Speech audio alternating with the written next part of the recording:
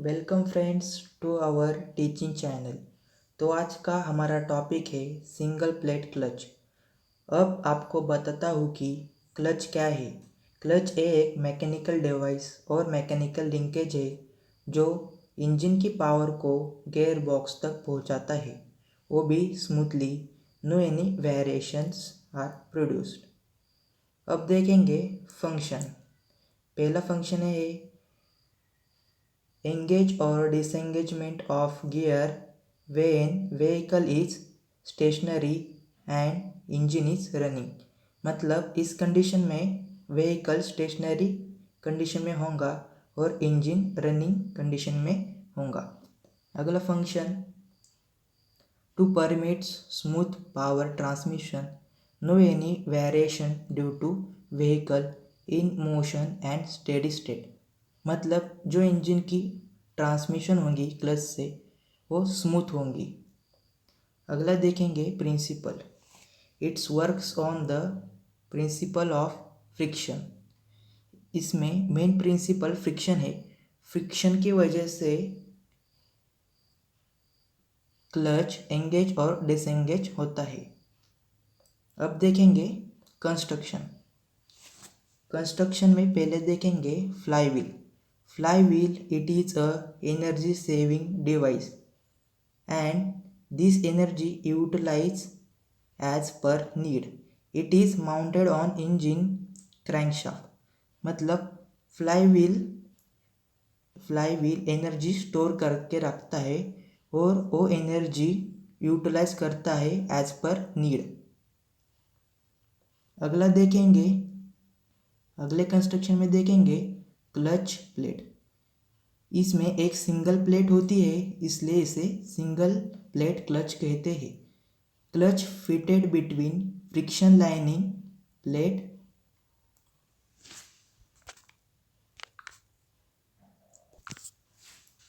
it consists of pressure plate। It is fitted with the help of nut, bolt and spring। It consists of clutch pedal for pressing purpose। Then it consists of friction lining for engage or disengagement of single plate।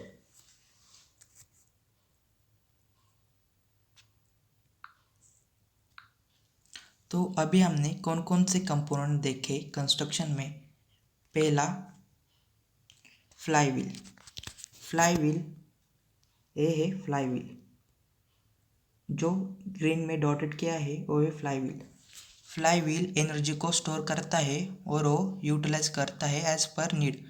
वो engine की power लेता है और उसे store करता है। ये है engine shaft. Engine shaft through engine की पावर आती है क्लच में। बाद में क्लच पेडल। क्लच पेडल ये यूज़ करते हैं प्रेसिंग पर्पज़ के लिए।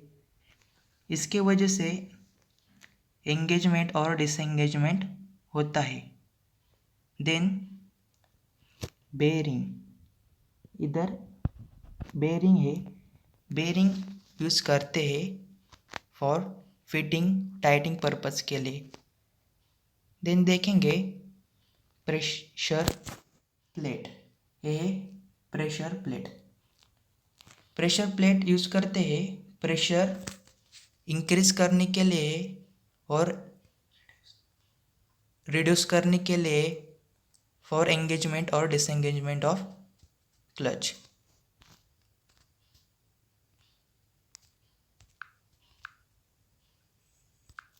फिर देखेंगे फ्रिक्शन लाइनिंग। ये ब्लैक में है, ये वाला, उसे फ्रिक्शन लाइनिंग कहते हैं। ये नीचे भी होते हैं दो तरफ, सिंगल प्लेट क्लच के दोनों साइड में होते हैं। इसे फ्रिक्शन लाइनिंग कहते हैं। ये फ्रिक्शन प्रोवाइड करते हैं सिंगल प्लेट क्लच को, और बीच में जो प्लेट होती है उसे सिंगल प्लेट कहते हैं। इसलिए इस होल असेंबली को सिंगल प्लेट क्लच कहते हैं। और फ्लाई व्हील फ्लाईव्हील और प्रेशर प्लेट कनेक्ट रहते हैं with the help of spring और नट और बोल्ट। इसकी वजह से फ्लाईव्हील और प्रेशर प्लेट असेंबली फिक्स्ड होने के लिए मदद होती है। ये हो गया कंस्ट्रक्शन। अब देखेंगे working. When clutch pedal is pressed, the pressure plate is moved to the right against the spring force, and this is achieved by means of suitable linkage. Due to this movement of pressure plate, the friction plate is released and clutch is disengaged, and when pedal is released, the pressure plate moves to left. इसमें पहले देखेंगे engaging position.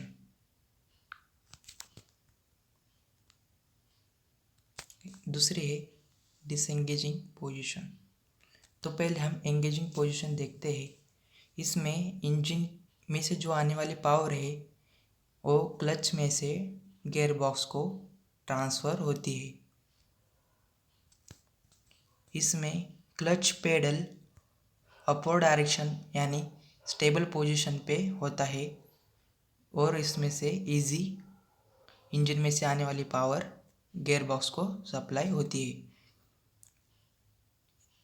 ये हो गई engage position. अब देखेंगे disengage position. इसमें clutch pedal को प्रेस किया जाता है डाउनवर्ड डायरेक्शन में।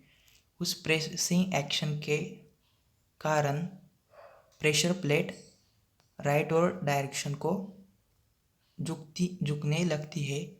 इसके वजह से फ्रिक्शन लाइनिंग वो रिलीज हो जाने लगते हैं और सिंगल प्लेट क्लच डिसएंगेज हो जाती है। इस तरह से फ्रिक्शन लाइनिंग और क्लच प्लेट अलग हो गए, डिसएंगेज हो गए, तो इंजन की पावर गियर बॉक्स तक नहीं जा सकती। वो बीच में ही फ्लाईव्हील पर आके रुकेंगे और फ्लाईव्हील को रोटेट करेंगी।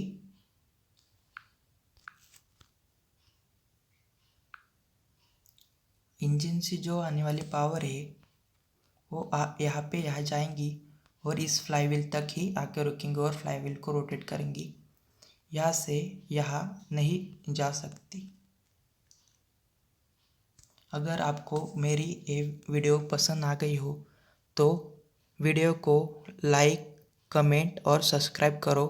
Thank you for watching video.